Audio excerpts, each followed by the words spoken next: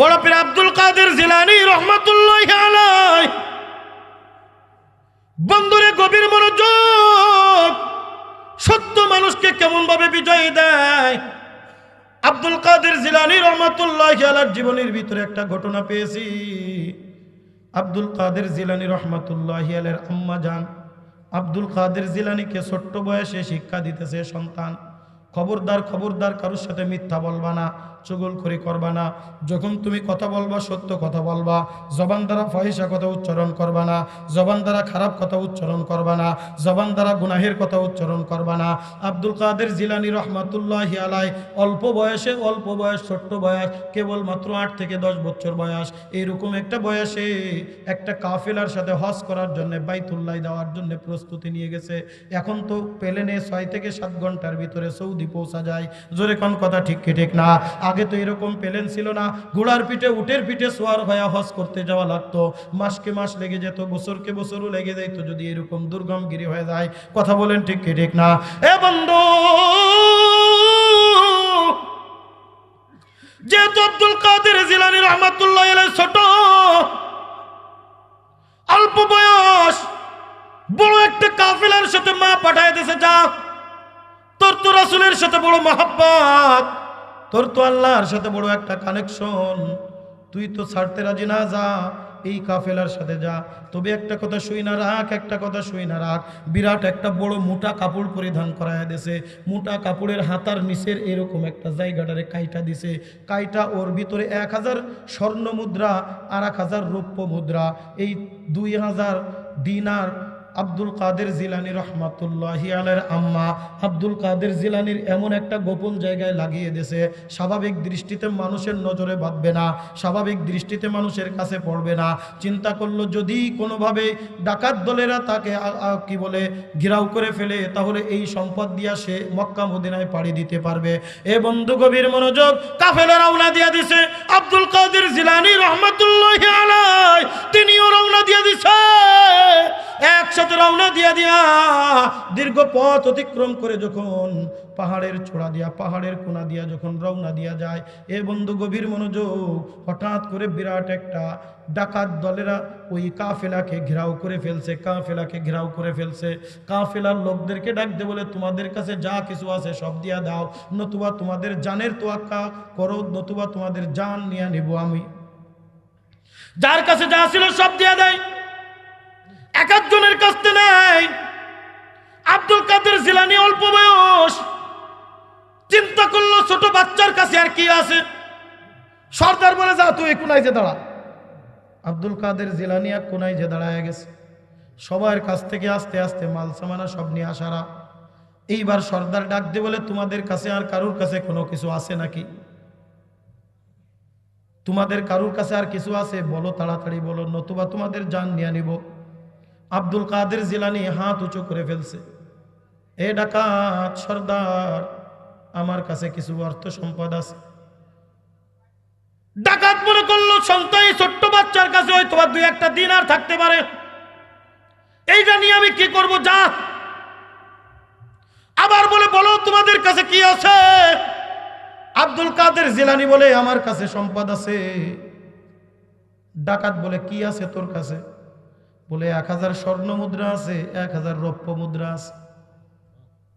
ডাকাত সর্দার অবাক হয়ে গেছে, কই কই?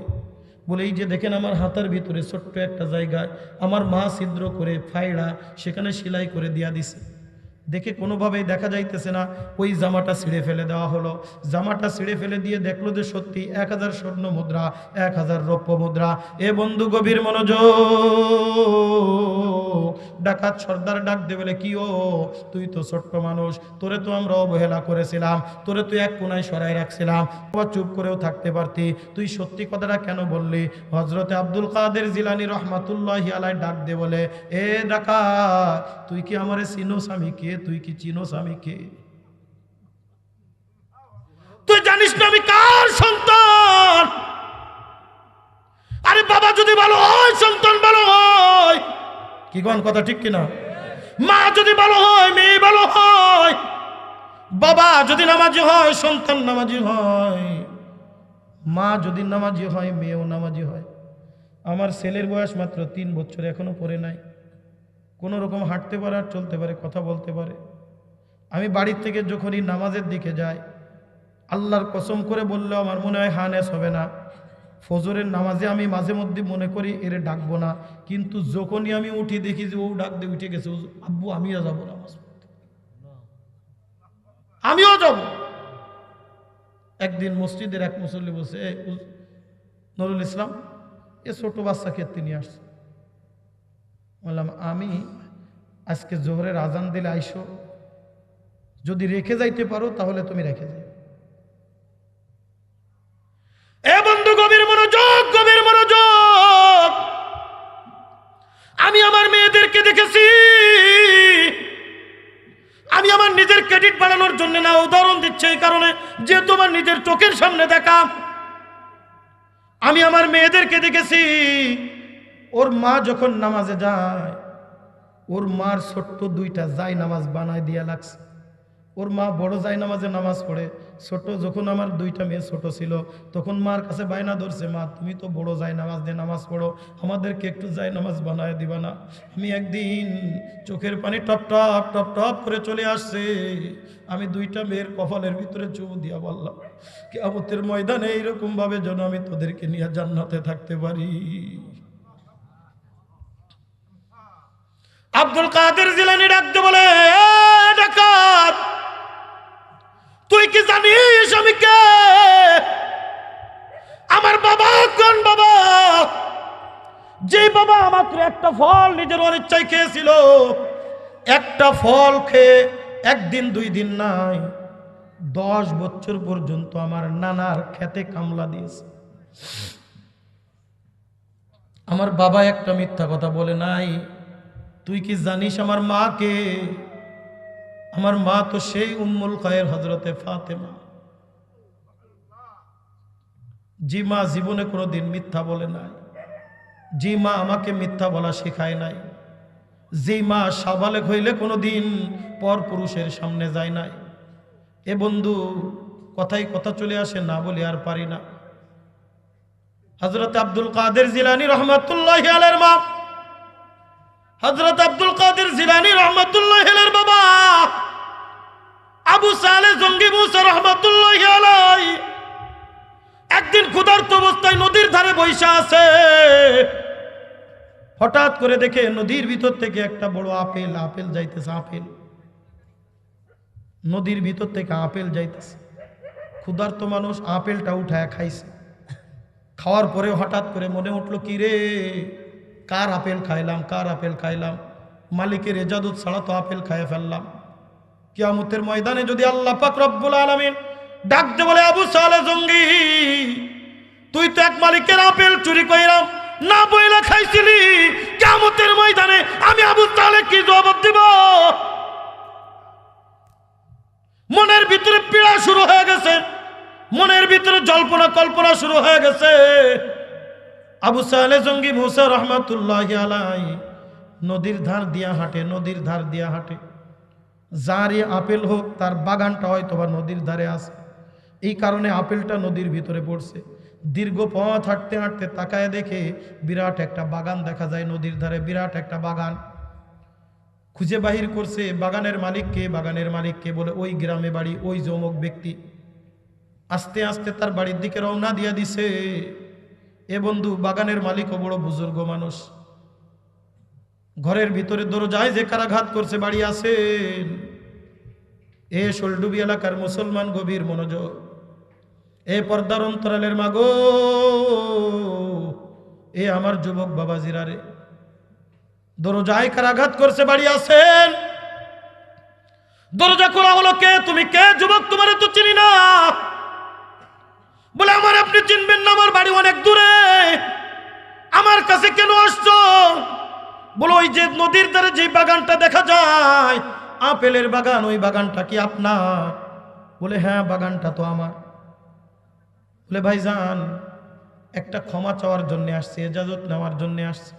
বলে কি ক্ষমার কি এজাজত, তোমারে তো আমি চিনি না। ডাক দে বলে, ও বাজান আমি ক্ষুধার্ত অবস্থায় নদীর ধারে বৈশা ছিলাম, অনেক দূরে একটা আপেল নদীর পানি দিয়ে ভেসে যাচ্ছিল, ক্ষুধার যন্ত্রণা আমি আপেলটারে খেয়ে ফেলছিলাম। বলে তাতে কি হয়েছে? এরকম কত আপেলই তো কত মানুষ খাইয়া যাইতেছে। চোখের পানি টপ টপ টপ টপ করে ফালায়া দিছে। ডাক দে বলে, কিয়ামতের ময়দানে কঠিন মুসিবতের সময় আমার আল্লাহ পাক রব্বুল আলামিন যখন ডাক দে বলবে, এই আবু সালেহ, ওই আপেলটা না বলে খেয়েছিলি, বিনা ইজাজতে খেয়েছিলি, আমি আমার মালিকের দরবারে কি জবাব দিব? আমার এই আপেলের খাওয়াটারে আপনি একটু মাফ কইরা দেন, একটু ইজাজত দিয়া দেন, নতুবা কি মুজরি চান, কি চান আপনি তাই দিব। তিনিও তো আল্লাহর ওলি, বুঝা গেছে সাধারণ কোনো ব্যক্তি না। একটা নদীর ভিতরে পড়া আপেল খায়া যে মাপ চাইতে পারে, এ লোকটা দুনিয়ার সাধারণ মানুষ হইতে পারে না। বলে, আমি তোমারে মাফ করতে পারি একটা শর্তে। বলে, কি শর্তে বলো? বলে, একটা শর্ত হলো আমার এই বাগানে তোমার 10 বছরের মালির কাজ করতে হবে, রাখালের কাজ করতে হবে, 10 বছর পর্যন্ত এখানে দারোয়ানের কাজ করতে হবে। বন্ধুরে, গভীর মনোযোগ, অনেক লম্বা চওড়া ঘটনা। আব্দুল কাদের জিলানী রহমাতুল্লাহি আলাইহির জীবনী পড়ে দেখবেন, ঘটনাটা হুবহু তার বাবার ঘটনা উল্লেখ করা আছে। 10টা বছর পর্যন্ত মালিগিরি করেছে, রাখালগিরি করেছে, দারোয়ানগিরি করেছে।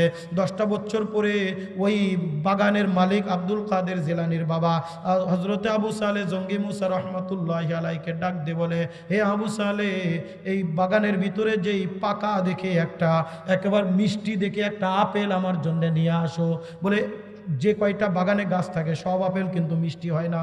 কথা বলেন ঠিক কি ঠিক না? এ বন্ধু, গভীর মনোযোগ।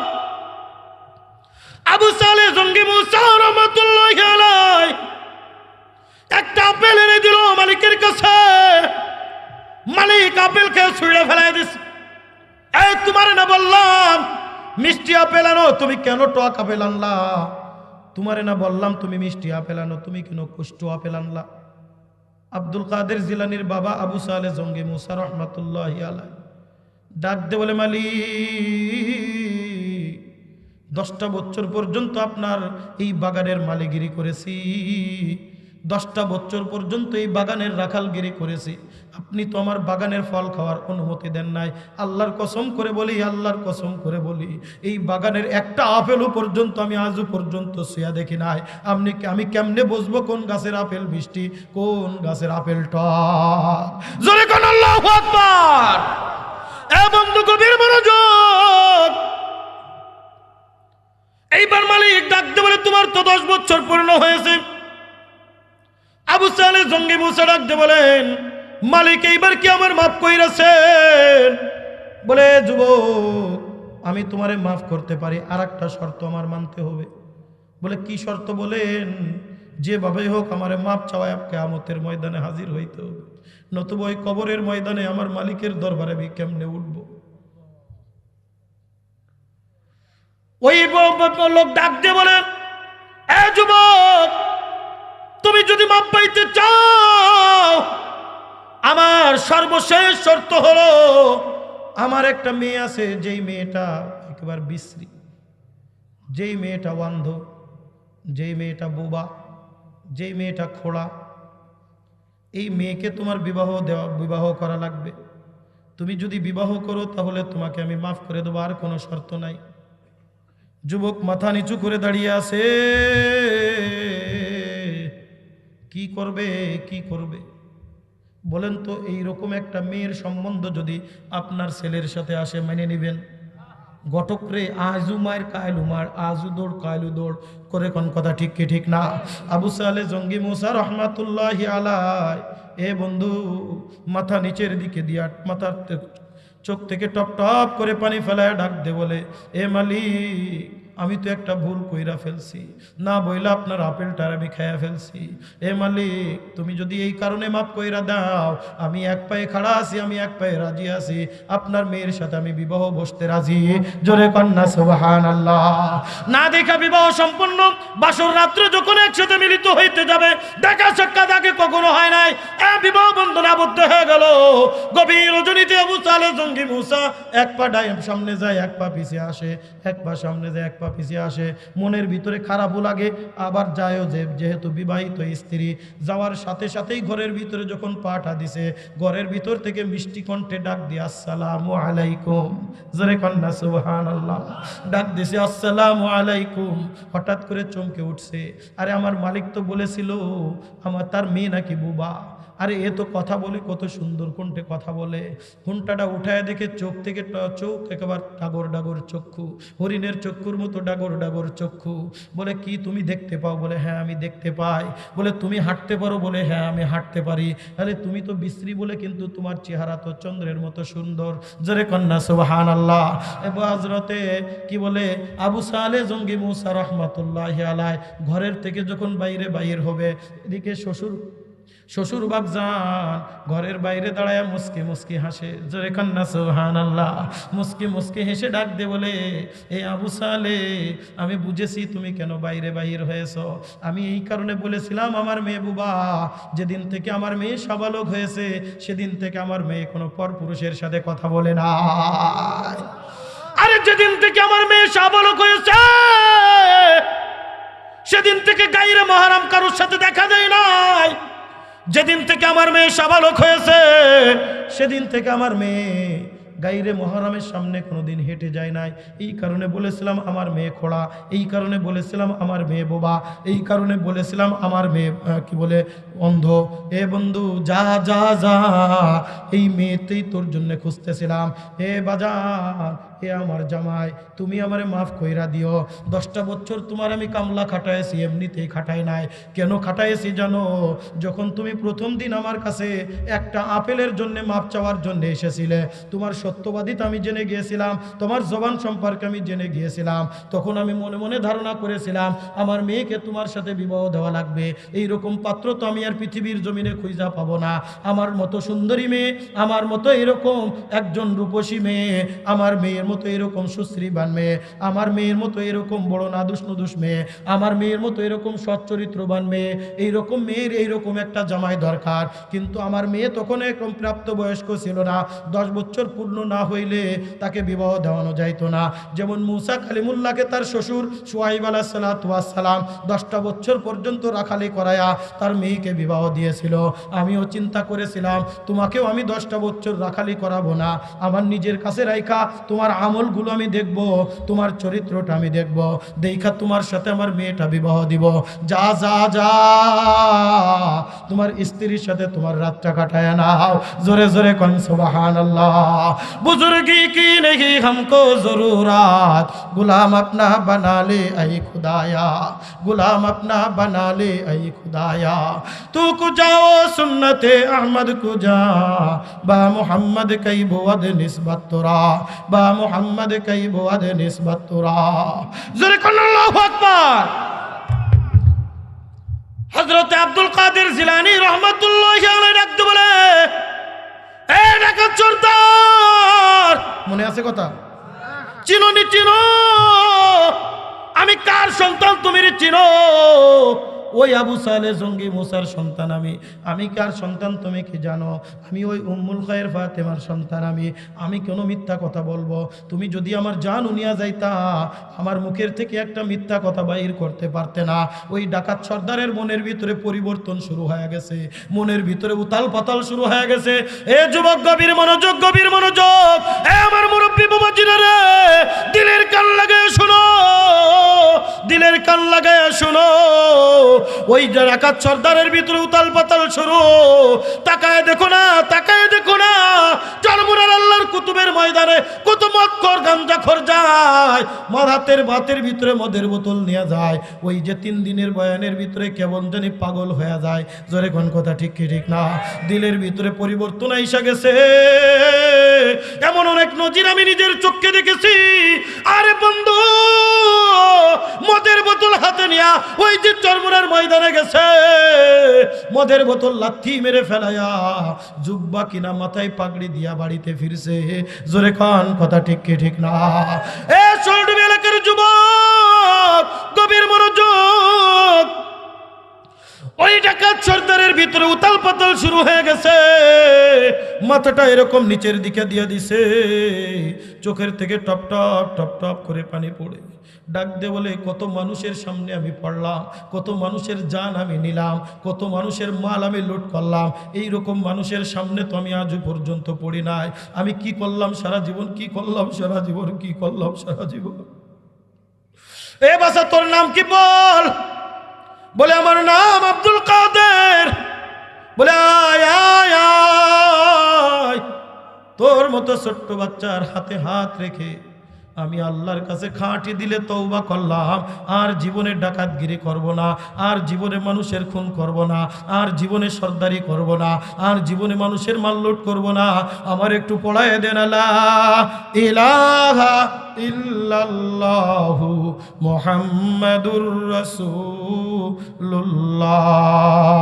জোরে কোন আল্লাহু আকবার। কে কে তৈরি আছো জীবনে যতদিন বেঁচে থাকি আল্লাহর উপরে কাউকে দিলে ঈমান এনে আল্লাহর মহব্বত দিলের ভিতরে পয়দা করে সারা জীবন সত্যের পথে চলবো? হাত দুই কার উপরে উঠে দেখাও, নারে তাকবীর। আল্লাহ আমাদেরকে কবুল করে নাও, জোরে খান আমিন। এ বাবা আমার জন্যও দোয়া করিয়েন, আমি আপনাদের জন্য দোয়া কইরা যাই। এ বন্ধু জানি না আর জীবনে কোনোদিন আমার আপনার সাথে দেখা হয় কিনা। বাবারে চক্ষুটা বন্ধ কইরা দাও, মাথাটা নিচের দিকে লাগায়া দাও, মনরে বুঝাও রে মোহন, এই দুনিয়া তো চিরকাল থাকার জন্য আসি নাই। এমন একটা দিন আসবে আমিও দুনিয়ার থেকে বিদায় নিয়ে যাব, আপনিও দুনিয়ার থেকে বিদায় নিয়ে যাবে। কি নিয়া মাওলার কবরের দিকে রওনা দিচ্ছ রে বাজার? বুঝা শুননা মাওলার কবরে যাইও, ধরা খাইলে কিন্তু কোনো উপায় থাকবে না। এ সল্টু এলাকার যুবক, এ মানব কল্যাণ ফাউন্ডেশনের যুবক, আয় আয় আয়, আমার সামনে একটু আইসা বইসা যাও, মনরে বুঝাও রে মোর। কত মানুষ এই দুনিয়ার থেকে বিদায় নিয়ে চইলা গেল, আরে রাত্রে ঘুমায়া থাকে কত মানুষ, সকালবেলায় মাইকে মাইকে ঘোষণা হয় অমুক দুনিয়ায় নাই, অমুক দুনিয়ায় নাই। কবে জানি ঘোষণা হয়ে যাবে নুরুল ইসলাম এই দুনিয়ায় নাই, আব্দুর রহমান আব্দুল করিম এই দুনিয়ায় নাই। এ বাবা চক্ষুটা বন্ধ করে দেন, মাথাটা নিচের দিকে লাগায়া দেন। এ পর্দার অন্তরালের মা গো, যে যেখানে আসো বইসা যাও, মাথাটা নিচের দিকে লাগায়া চক্ষুটা বন্ধ করে কবরের কথা একটু স্মরণ কইরা যাও। আহারে আমি আপনি যখন দুনিয়ার থেকে বিদায় নিয়ে অন্ধকার কবরের দিকে রওনা দিয়া দিব, তাকায় দেখবা কেউ নাই আমার সঙ্গে, কেউ নাই। কেউ বা চলিয়া যাইবে বাঁশঝাড়ের বাঁশ কাটার জন্য, কেউ বা চলিয়া যাইবে গোরস্থানে কবর খনন করার জন্য, কেউ বা চলিয়া যাইবে বাজারে কাফনের কাপড় কেনার জন্য। এ বাজান জানি না কার জানি বাজারে কাফনের কাপড় হাজির হয়ে গেছে, কার জন্য বাঁশঝাড়ের বাঁশটা রেডি হয়ে আছে রে বাজার, কার জন্য মসজিদের কাটলিটা অপেক্ষা করে। এ যুবক গভীর মনোযোগ, গভীর মনোযোগ। কত যুবক আজকে দুনিয়ার থেকে বিদায় নিয়ে অন্ধকার কবরে, কার জন্য পাগল হইলা রে যুবক, কার জন্য পাগল হইলা? আরে আমাকে আপনাকে যে দুনিয়ার থেকে যখন বিদায় নিয়ে চইলা যাব, তিনটা টুকরা সাদা কাফনের কাপড় আমার আপনার গায়ে জড়াইয়া যাইবে, মাথায় একটা বান্ধন দিবে, মাঝের কাছে বান্ধন দিবে, পায়ের কাছে বান্ধন দিবে, আরে ভাটলির উপরে টান টান করে শোয়া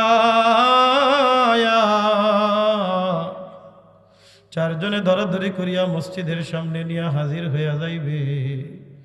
এ যুবক কি মনে করছো একদিন না একদিন দুনিয়ার থেকে তো বিদায় নিবা? আমার আপনার বয়সী কত মানুষ দুনিয়ার থেকে বিদায় নিয়ে গেছে, এখন কি মাওলার জন্য পাগল হইতে পারবে না? এখনো কি আমার মালিকের জন্য নিজের দিলটারে কুরবান করে দিতে পারবা না?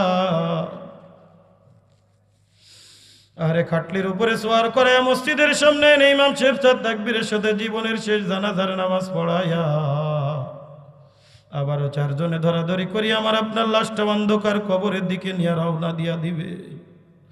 ছেলে কানবে বাবা বাবা বলিয়া, মেয়ে কানবে বাবা বাবা বলিয়া, আহারে জবাব তো আর দিবা না। কি নিয়া মাওলার কবরের দিকে রওনা দিচ্ছ রে বাজার? বুঝতে শুন না মাওলার কবরে যাইও, আরে ধরা খাইলে কিন্তু কোনো উপায় থাকবে না। ওই অন্ধকার কবরে আমাকে আপনাকে 2 জন লাখ দিয়ে নামিয়া উপর থেকে 2 জন দরাদরি করি আমার আপনার লাশটা অন্ধকার কবরে নামাইয়া দিবে, উত্তর দক্ষিণ করে শুয়ায়া মাথার বান্ধন, মাজার বান্ধন, পায়ের বান্ধন খুলিয়া দিবে। আখারে আস্তে আস্তে বাঁশের ছাউনি বিছানো শুরু হইয়া যাবে, জুব জুব জুব জুব করিয়া মাটি বিছায়া দিবে। কি দিয়া বাউলার কবরের দিকে রওনা দিচ্ছ রে বাজার? একবারও কি ভাবিয়া দেখছো ওই কবরের ভিতরে কেউ নাই, কেউ নাই? আমার ছেলে নাই, মেয়ে নাই, স্ত্রী নাই, পরিবার নাই, পরিজন নাই, কেউ নাই। আমার মাওলাই ছাড়া কেউ নাই। ওই মাওলার দরবারে কি নিয়ে দাঁড়াবারে বাজার? আরে কবরের 2 পাশের মাটি যখন চাপ দিয়ে দিবে, এক পাজরের ঘাড় আর এক পাজরের সাথে মিশিয়া যাইবে। আখারে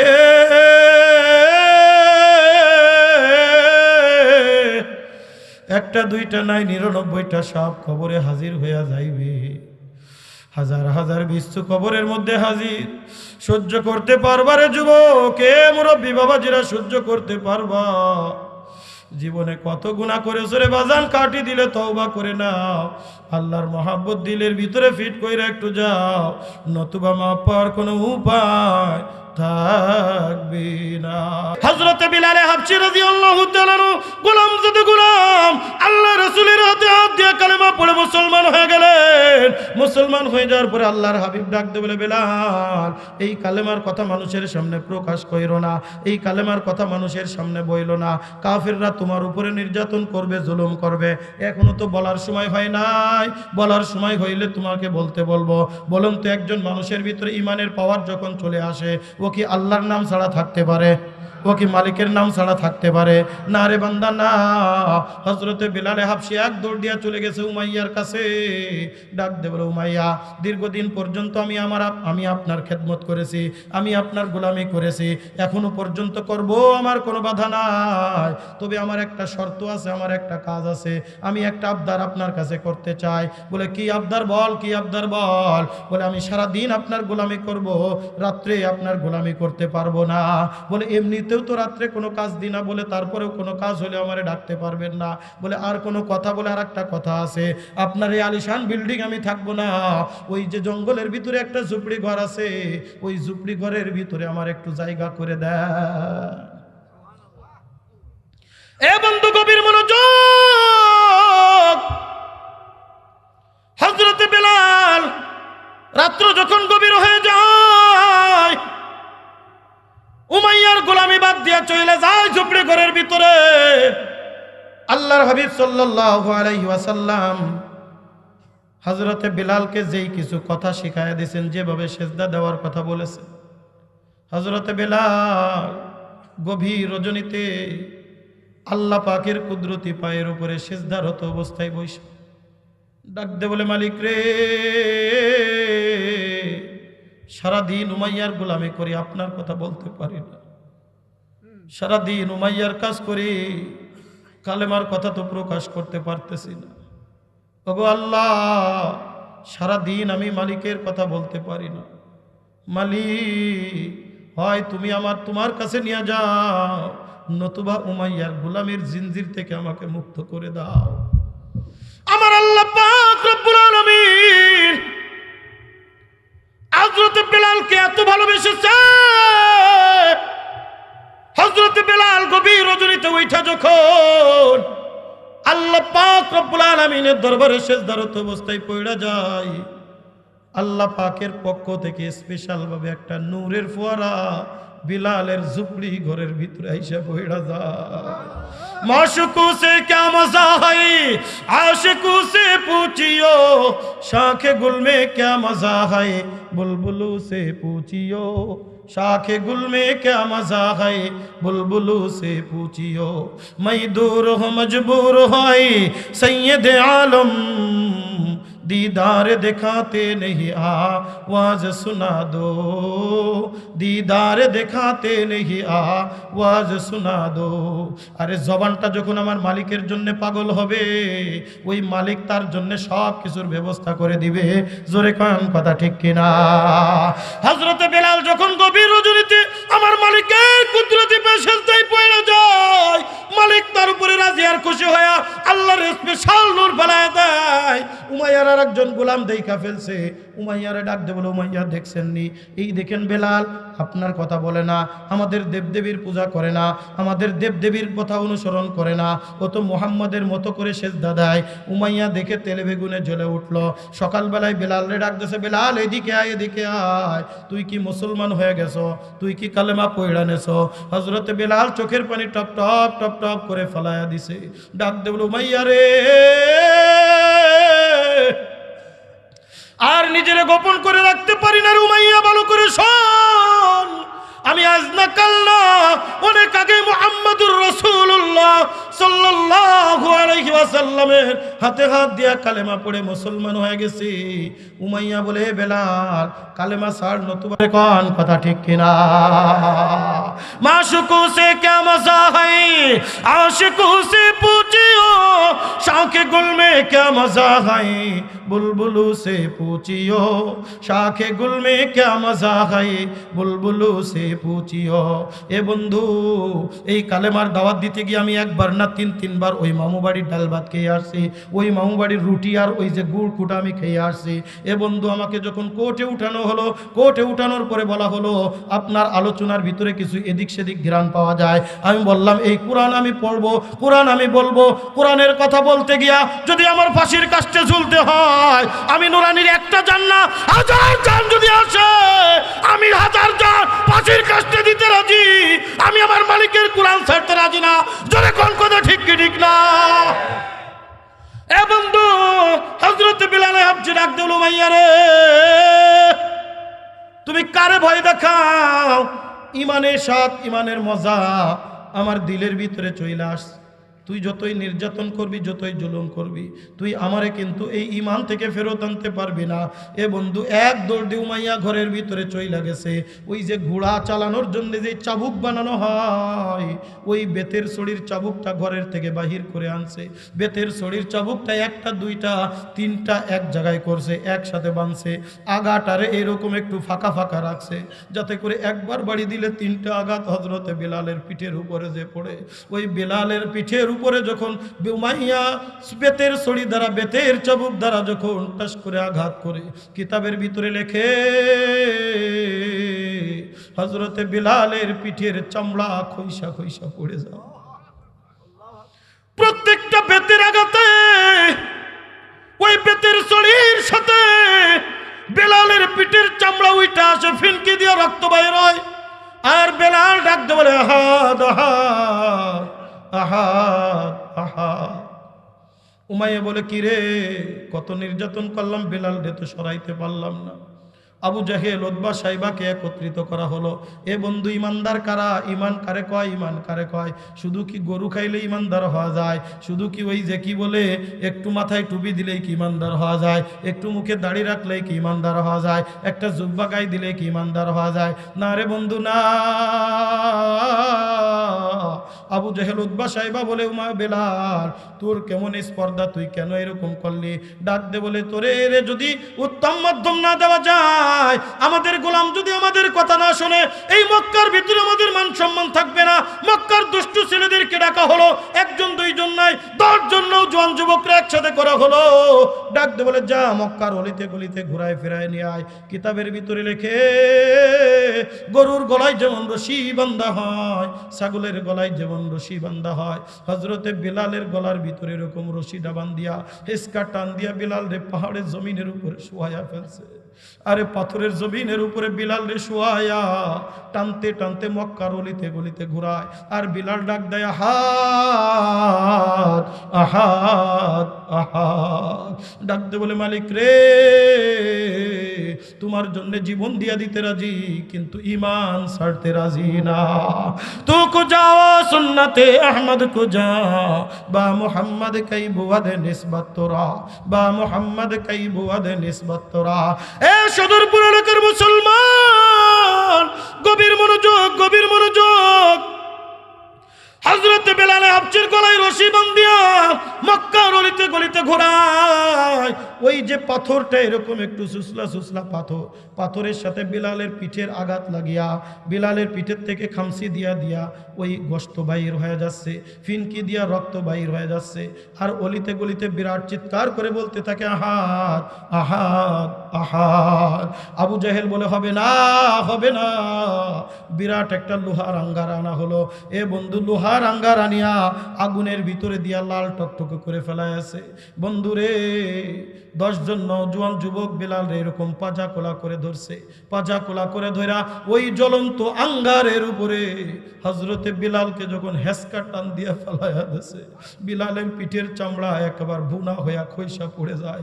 আর ডাক দেয় আহাদ আহাদ আহাদ আহাদ। আবু জাহেল বলে হবে না, হবে না। ওই নওজোয়ান যুবকদেরকে ডাক দিয়ে বলা হলো, এ যুবকেরা যা একটা বিরাট পাথর খণ্ড নিয়ে আয়। 10 জন নওজোয়ান যুবক ওই পাথর খণ্ড আনিয়া, এমন পাথর 10 জন নওজোয়ান যুবক পর্যন্ত উঁচু করতে হিমশিম খায়, এমন একটা পাথর বিলালের বুকের উপরে যখন চাপা দিয়া দিছে, বিলালের জিহ্বা বাইর হয়ে গেছে।